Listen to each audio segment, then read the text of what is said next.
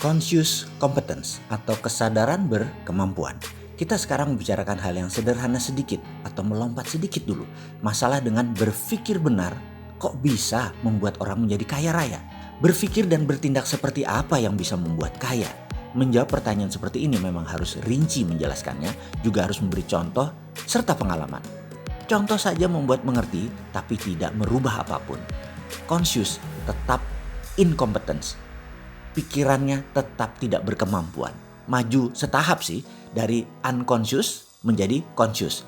Dari belum sadar menjadi sadar. Tapi gak ada bedanya karena keduanya tetap incompetence. Kita masih belum berkemampuan. Menjadi conscious dan competence, ini poin diskusi kali ini. Menjadi competence dan berkemampuan untuk makmur. Tugas pertama adalah bagaimana prosperity conscious atau software kaya jika ingin dipasang sistemnya dalam pikiran kita. Maka permasalahan atau keadaan tersebut harus diubah bentuknya atau diubah objeknya.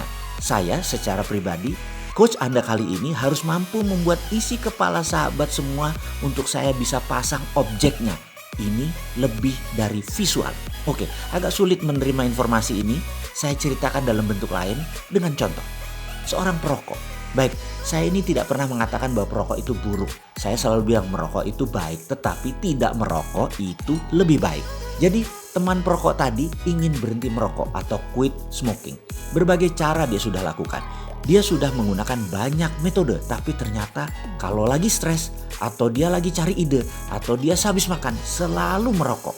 Maka saya sebagai orang yang diminta untuk menghilangkan kebiasaan merokok tersebut harus melakukan dalam tanda petik mengubah objek dalam pikirannya.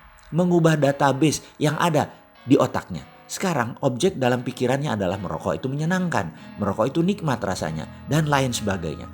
Maka saya mengubahnya dengan memberi objek baru dalam pikirannya. Saya duduk di depannya, saya bawa 2 slof rokok favoritnya, 24 bungkus rokok. Saya duduk bersamanya dan setiap batang rokoknya habis, saya akan nyalakan lagi rokok berikutnya dan diberikan kepadanya. Ketika memasuki bungkus ketiga, dadanya mulai sesak. Dan apa yang saya lakukan? Saya paksa terus dia menghisap rokok tersebut sampai 6 jam. Sampai 1 slof habis tanpa jeda. Nangis, pedih, sakit, dadanya sesak, sebel, segala macam rasa masuk bercampur. Dan saya tidak peduli apapun pendapatnya tentang apa yang saya lakukan tadi. Mau dia bilang sadis, mau dia bilang sontoloyo, mau bilang kejam. Sampai dia gak bisa nafas. Entah bungkus keberapa, kita terus jejekin, kita terus beri dia rokok. Di saat itu berhenti proses ubah proyeknya. Begitu dia sudah muak, berhenti sudah proses mengubah proyeknya. Di sini teman kita tadi sudah punya objek baru.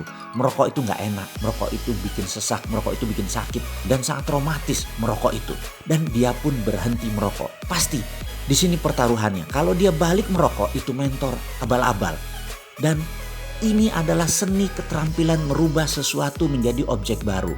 Keterampilan ini adalah merubah sesuatu menjadi objek yang baru. Tekniknya dikenal dengan nama Progressive Object Experience Technique.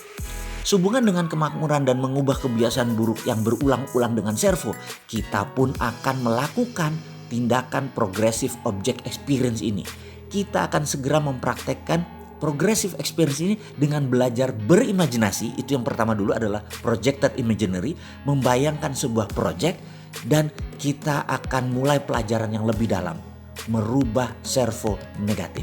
Sekarang tugasnya cuma satu, Anda temukan peaceful place Anda. Bayangkan dalam pikiran Anda sekarang, temukan peaceful place Anda, tempat kedamaian. Bisa di masjid, bisa di gereja, bisa di tempat ibadah, bisa di sajadah, bisa di Mekah, bisa di gunung, bisa di pantai, bisa di rumah, bisa di tempat tidur, apapun. Tugas Anda cuma satu, temukan peaceful place Anda dalam imajinasi Anda. Lakukan sekarang.